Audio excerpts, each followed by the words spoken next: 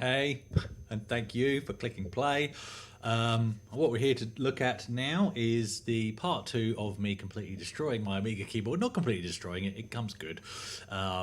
Is that a spoiler? No. But same format as the last part of this video is I'm just going to basically run through, we'll watch the footage that I took as I was trying to replay the keyboard and sound intelligent while I did it.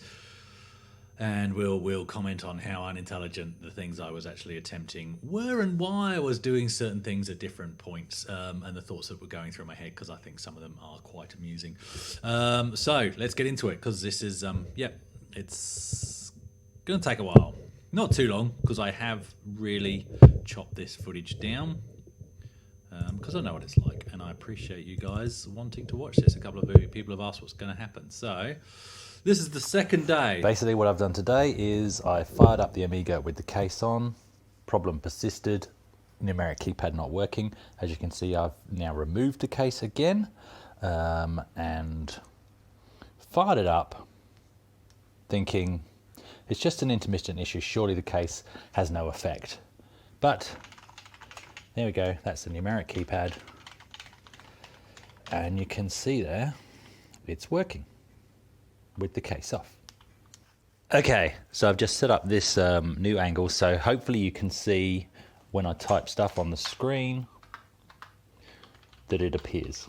Okay, now watch what happens when I just put a little bit of pressure on that second ribbon.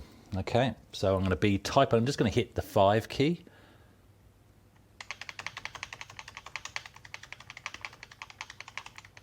And it's not doing it now. Oh, there we go.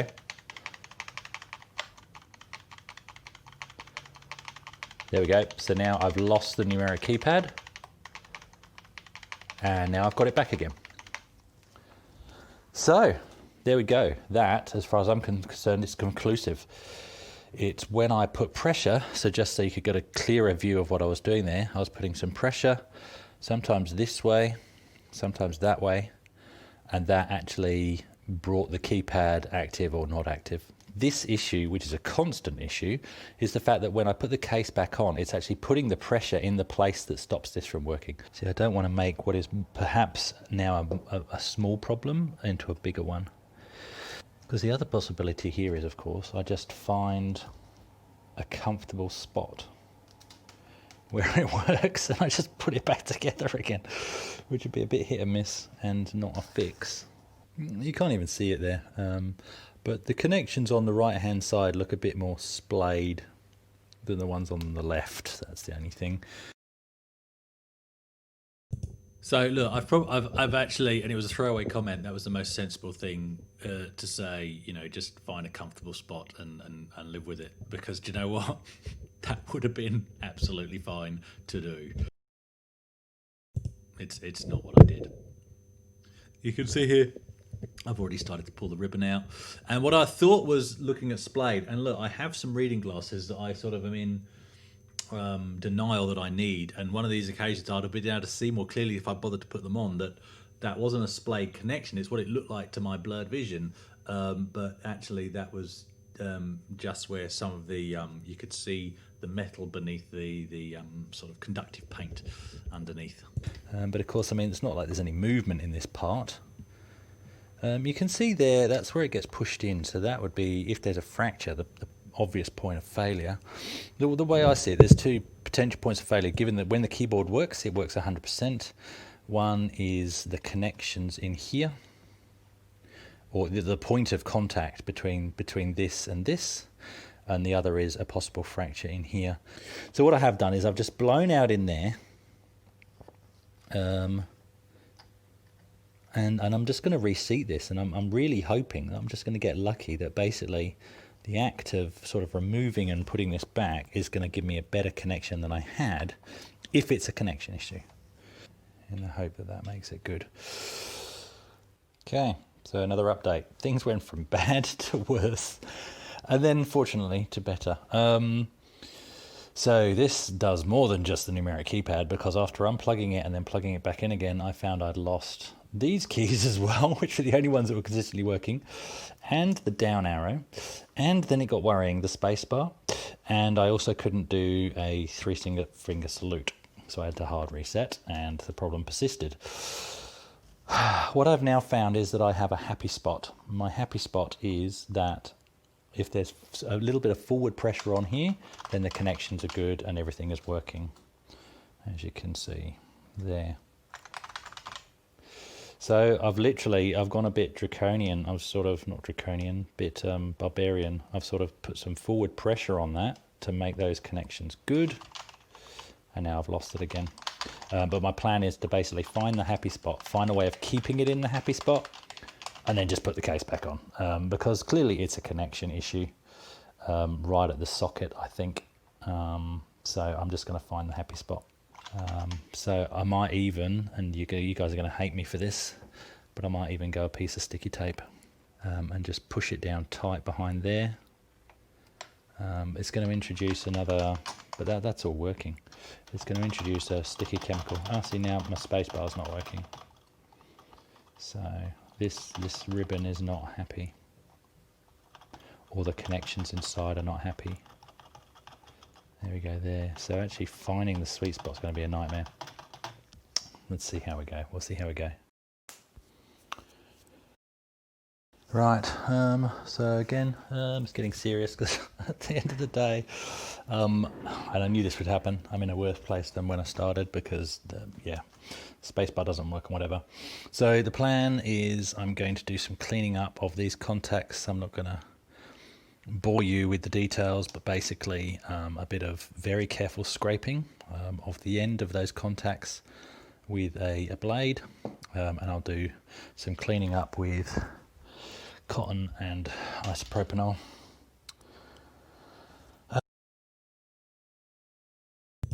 You can see the look on my face at this point, and it's because this is another one of those horrible points when I go, if only I didn't do ish. So I have to justify where I'm at this point in my thinking is, even though that was a good plan, let's find a happy spot, let's even put a piece of sticky tape. I was hesitant to do that because it's introducing another toxin into the inside of the Amiga. Sticky glues and stuff, they can do funny things. So even that I wanted to avoid would have been the lesser of two evils. But at this point, I actually couldn't find a happy spot where the numeric keypad would work, the spacebar would stop working. And it wasn't just the spacebar, it was a whole heap of other parts on the keyboard. So that's why I was now between a rock and a hard place. It was worse than when I started, and this was just a logical, in my head, next step of, well, let's try and clean these contacts up. Let's have a look at what happened when I tried. Because I was... Because I'm convinced it's the fact that we're not getting full connections here. You can see quite here, and of course I just wasn't sure if this is normal.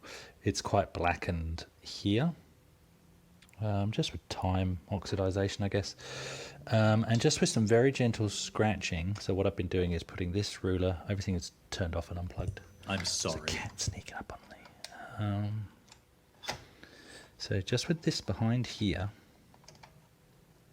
Don't do this. Just very gently. No. Scraping that back, and that comes off. I'm going to spray some. So look, I have to throw this in here in case anybody's watching this and goes, "Oh, I can do that, can I?" And I should have started this with, "This is not a how-to. This is a how-to not." Oh God. So basically, I'm scraping off the conductive paint at this point. I'm basically scraping off the trace. Now, to me, it looked like I was coming through to a metal contact. This looked great. Again, maybe I should have worn my glasses, but it's not. In hindsight, you can actually buy conductive paint. I know that now.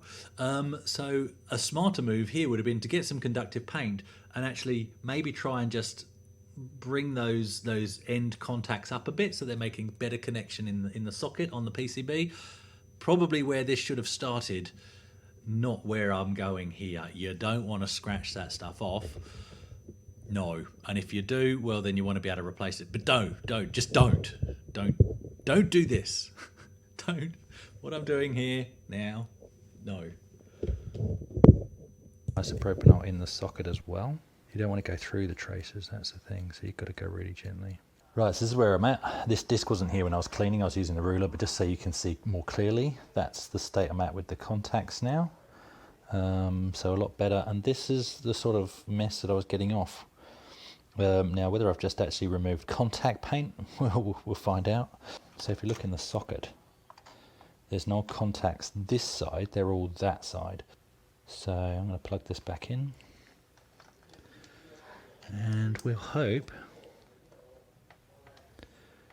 that is that.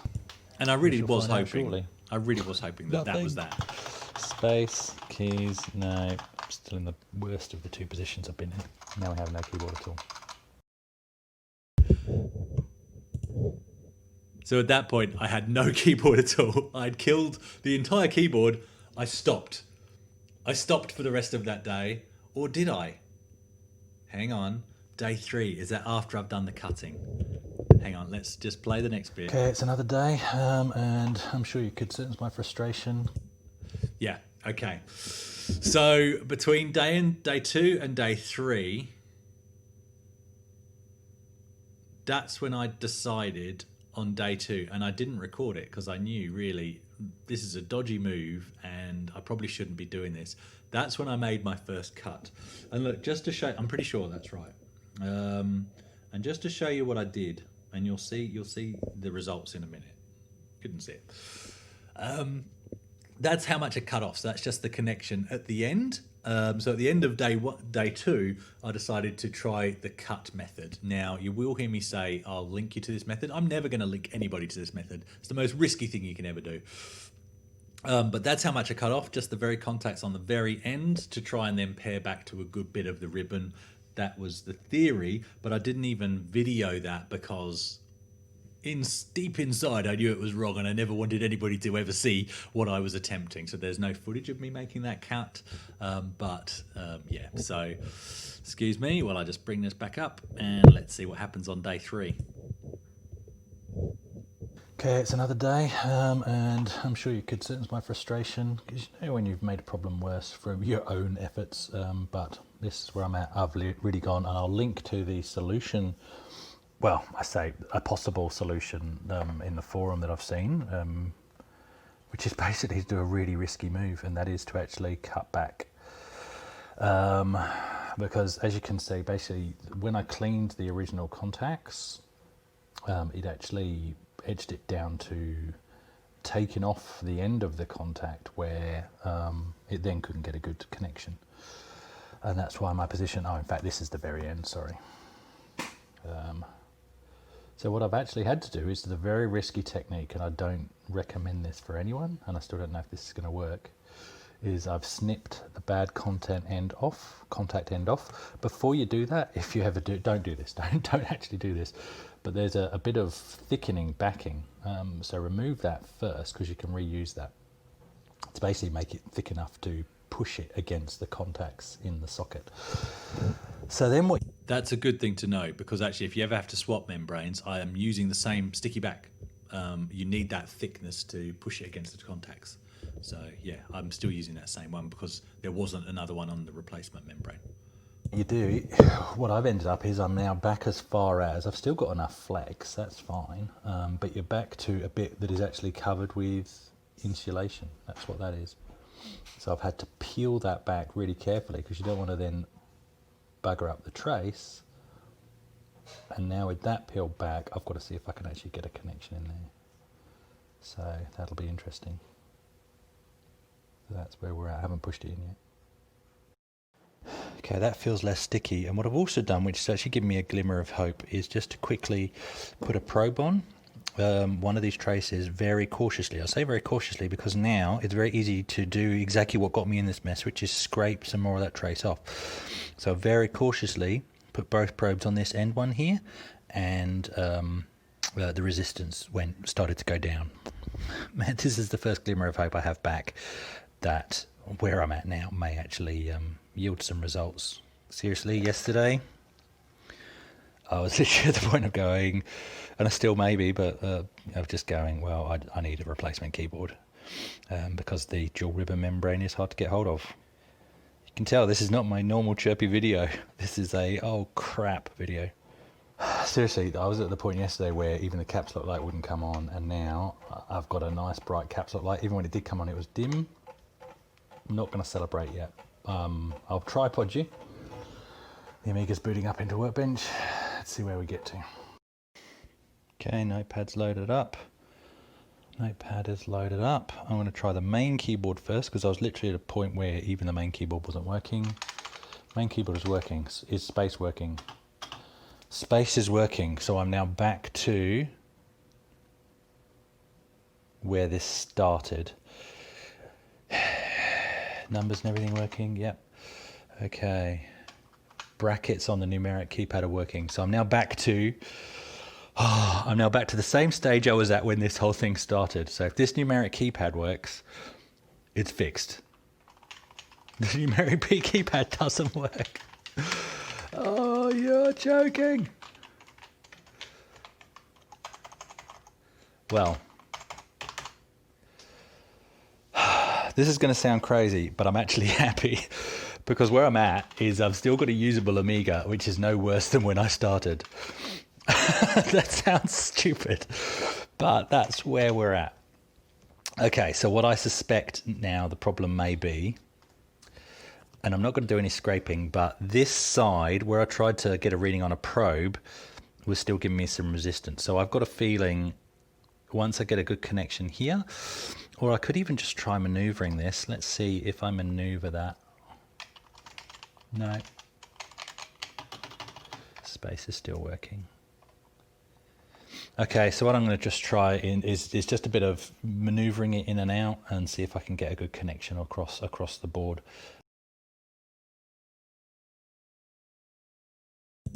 A whole week later is coming next. But let's have a pause for thought there. Look, at the end of the day, that was an insane move to cut the end of the ribbon off. But actually that shows that it's not that insane a move. I still don't recommend. Don't do that. Just don't go there. I had a connection again, and I actually had a better connection than when all I'd done was pull the connector out and put it back in again. Clearly this ribbon had an issue, and that's what I have to keep reminding myself of. There was an issue. It's a problem. Yeah. So, but that's another bit of indication that I have to hold on to here is, hey, look, the method actually worked. I had a working connection again. Unfortunately, the one bit that wasn't connecting properly in the first place still wasn't connecting properly at this point. And that's a real shame because that could have been the end of the story. And then that most ridiculous of methods has actually paid off. Don't try that method. No. But it nearly worked. It nearly worked. Well, guys, after... No, there's more to tell you. Why is this a whole week later? And why is there no footage between then and now? Because what happened from there is I'd only chopped off the end as I showed you. Let's switch back to main camera. I'd only chopped off this much. Okay, so my theory at this point was, well, clearly the problem is still in the piece of ribbon I'm dealing with. That's fair logic, I think. So I made another cut. I don't know if I'm showing you these pieces in order, but let's go here. So here's the first bit I cut off. Okay. So then I made another cut to try and get a bit of a good trace. Unfortunately, the next cut was not straight. So, well, that's not good enough. So then I would make another cut, and the next cut I made might actually be sort of nicked, you know, sort of the cut didn't go all the way across in a straight line and it was all messed up. And so I ended up, how many have I got there? There's 3 in my hand there. And there's another one. That's probably one of the last ones, actually. And here's another one. Because I literally got myself in, like I said to you before, in a cycle of good cut, bad cut, good connection, bad connection. So even if the cut was straight, the connection was poor. And if the connection was, if the next cut wasn't straight, then I had to go another cut. And then that ended me up in the position, let's put all those over there, in the position that I ended up with, which was basically, yes, I've got a straight cut, but the damn ribbon is too short. That's the unfortunate place I ended up in. That's how I got there. That's how I munted this keyboard membrane. Look, I was chasing my tail, and the reason why, because I had that glimmer of hope. Hey, this actually works. This method works, but it's just not quite far enough back up the ribbon to actually fix my problem. But then it just went from bad to worse and continued to get worse again. So let's see what happened 1 week later. A bit of a depressing last week. I still don't know where we're going to be at. But again, and I've said it before and I'll say it again, the Perth users group is friggin' awesome. Put up an SOS and Godfrey came to the rescue and gave me for free, which I've been bursting with some Corona, not the virus, the beer. You would have heard me talking in the background. Sorry you were only looking at my face, but actually all I've done at this point is take the cover off the Amiga. So sorry about the same mistake I did earlier. A dual membrane. He was quite honest. He said, I don't know if it works. At the end of the day, he was giving it to me anyway, so, you know. So, yeah, at some point, I'll take the Amiga apart again today and we'll get onto that. Okie dokie. This will be the first time I've taken the back off this. Sorry for interrupting that. So I got this membrane off of Godfrey from the Perth Amiga forum, the Perth Amiga users group on Facebook. So I'm hoping the new one will just pop in. But let's pull this off. I'm hoping. Ooh, see, that was ill thought out by me. I had been warned that the springs could ping everywhere, and I really didn't think this would be the point where the springs could come out, but they could, couldn't they? They all look in really good condition, apart from the Spacebar one. Looks like it's a different consistency. Alright, so anyway, so that's the membrane I've got to replace. That should be easy enough. We'll do that in a second. All the springs are nice and shiny, except the Spacebar one, which really does look like it's seen better days. This is why you keep a wife around, because especially if your wife that you happen to keep around is into craft, because I've got this reel of, probably can't see, but I've got a reel of sticky dots. They're very faint there, but these are double-sided sticky dots. So I'm going to apply those, and we'll see how we go from there. So I'm going to apply them in the same spot that they were on the original. So here, and here by the look of it. What I've now managed to do is stick a sticky dot to my finger, and now I've stuck the other one to my inside palm. Oh, it's nothing, but now it's stuck to my thumb. These bloody sticky dots. The least technical part of this exercise, and I managed to munt that. Okay. But hopefully that will do the job I want it to do, which is just hold this in place enough for me to position this back on. Okay, that looks good enough to me. Still lifts a bit.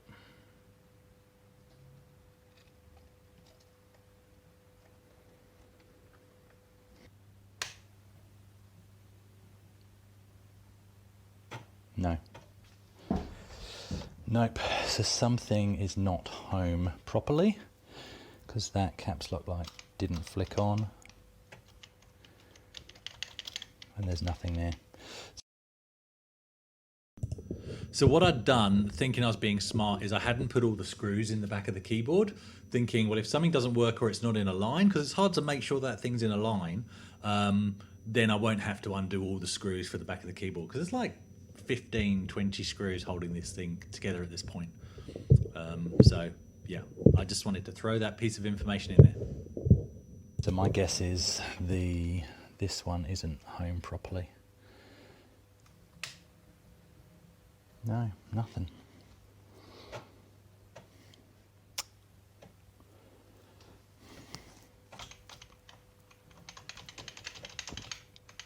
Nothing at all. So, been having a bit of a run of bad luck. Okay, so as you would have seen yesterday, when I was plugging in the keyboard, the caps lock light wasn't coming on. I thought I'd been smart by not doing all the The screws are good in theory, but for this light to function, and let me show you how that actually works.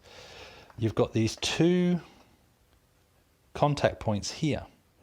So unless you've got a screw in here, so unless basically you've got the right tension, they're not going to connect.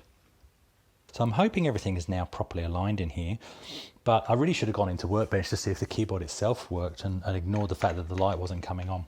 And that's all good, and I should have been on my way, but yesterday was a complete write-off. We literally turned this room, in fact, it's still a mess. We literally turned this room upside down, including opening the whole Amiga up 4 times, pulled the motherboard up and everything,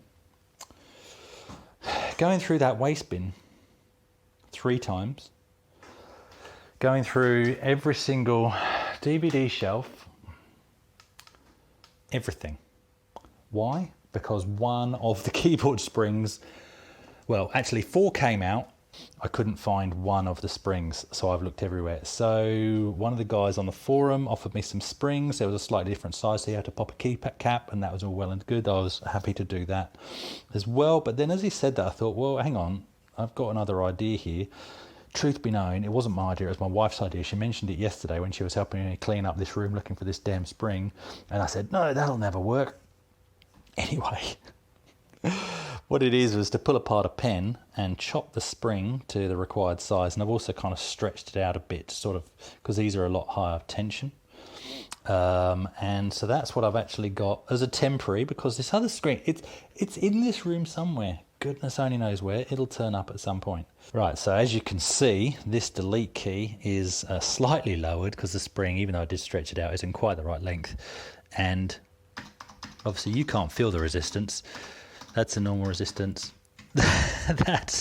I've got to push a lot harder because there's a pen spring in it. It's going to eject the ink in a minute. But you know what? There's a quick fix until the actual spring shows up. I'm happy. So now I've got to put this back in the Amiga, and seriously, everything is crossed. I really hope this thing damn works, because I don't want to have to open this up again unless I happen to find that spring. Okay, flicking power on, watching caps light. That flicked on.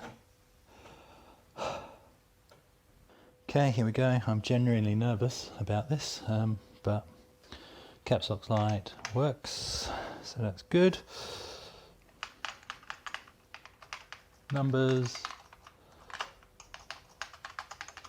working, letters working with caps lock working, space working, up arrow working, down arrow working, left, right working, numeric keypad working. We have including this delete key, a 100% functional Amiga again.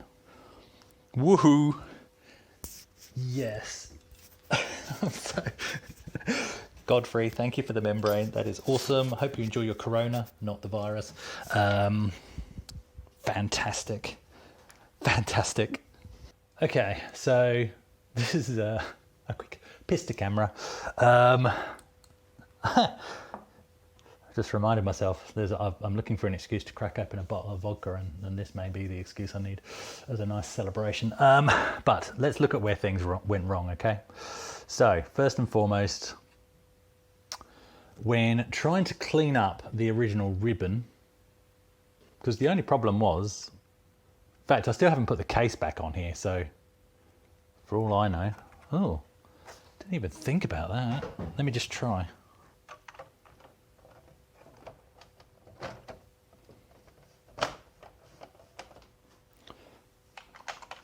Numeric keypad still works.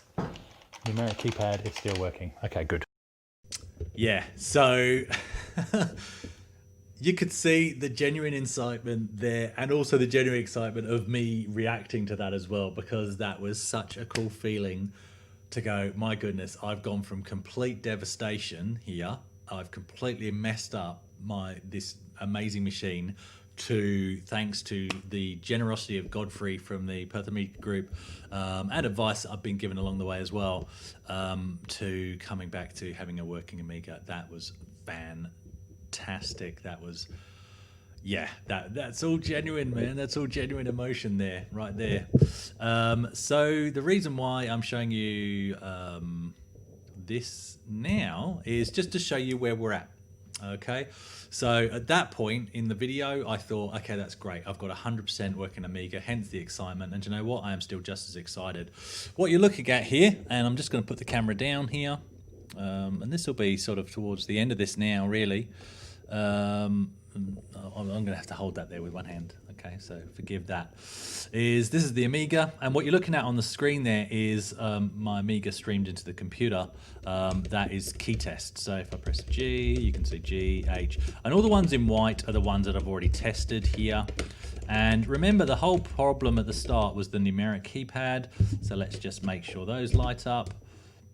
And there we go, just to show you this key, this new membrane from Godfrey. And this again shows you there was clearly an issue with the membrane. And look, the delete key with the pen spring, that damn spring still hasn't turned up.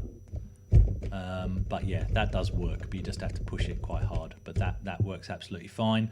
You'll notice one key is not lit up, and that is, oh, I'm casting the shadow with that hand, sorry about that, is the not the caps lock light. Caps lock light is fine, but the control key.